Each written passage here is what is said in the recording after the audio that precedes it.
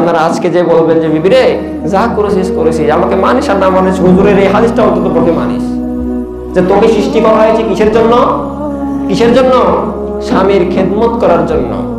স্ত্রী, আপনি যদি স্ত্রীকে বলেন সারা রাত আমার পা টিপতে হবে, আপনার স্ত্রী সারা রাত আপনার পা টিপতে বাধ্য। এখন বুঝেছেন? আপনার স্ত্রী যদি বলে সারা রাত তুমি আমার পা টিপো, আপনার স্ত্রী সারা রাত আপনার পা টিপতে বাধ্য।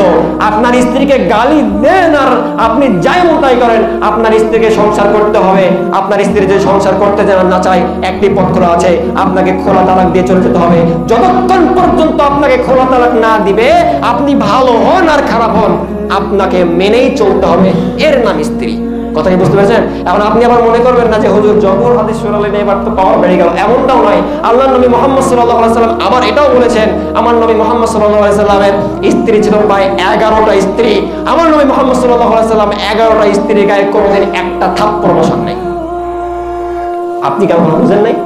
আমার নবী মুহাম্মদ সাল্লাল্লাহু আলাইহি সাল্লাম কোনোদিন স্ত্রীর গায়ে একটা থাপ্পড় বসান নাই, আর আপনি বাঁশ দিয়ে মেরে তাকে মাথা ফেটে দেবেন? তাহলে হইলো? তাহলে হইলো না। শুধুমাত্র আপনার জন্য যে আল্লাহ সুবহানাহু ওয়া তাআলা বিধান নাযিল করেছে, রাসূল সাল্লাল্লাহু আলাইহি ওয়াসাল্লাম আপনার জন্যই বিধান নাযিল করেছে এমন নয়। আপনার স্ত্রীর জন্য আপনার হক রয়েছে। আমার নবী মুহাম্মদ সাল্লাল্লাহু আলাইহি ওয়াসাল্লাম কোনোদিন একটা থাপ্পড় দিলেন না, অথচ আমার নবী মুহাম্মদ সাল্লাল্লাহু আলাইহি ওয়াসাল্লাম যদি বলতো আয়েশা, শুধু এই কথা বলবে, আয়েশা রাদিয়াল্লাহু তাআলা ওর চোখ দিয়ে টপ টপ করে পানি পড়বে। আমার নবী মুহাম্মদ সাল্লাল্লাহু আলাইহি ওয়াসাল্লামের চেহারার দিকে তাকিয়েই বুঝে নেবে মুহাম্মদ সাল্লাল্লাহু আলাইহি ওয়াসাল্লাম কি বলতে চেয়েছে। কথা কি বুঝতে পেরেছেন? তা আপনি কেন হয়? আপনি করলে কেন হয় না? আপনি কেন বাঁশ দিয়ে পেটান? আপনি কেন আপনার স্ত্রীকে উলঙ্গ করে, আপনার স্ত্রীকে চুলের মুঠি ধরে পিটিয়ে সারা জনগণকে, সমাজের মানুষকে, সমাজের মূলকে নিয়ে বিচার করতে হয়? কেমন পুরুষ আপনি?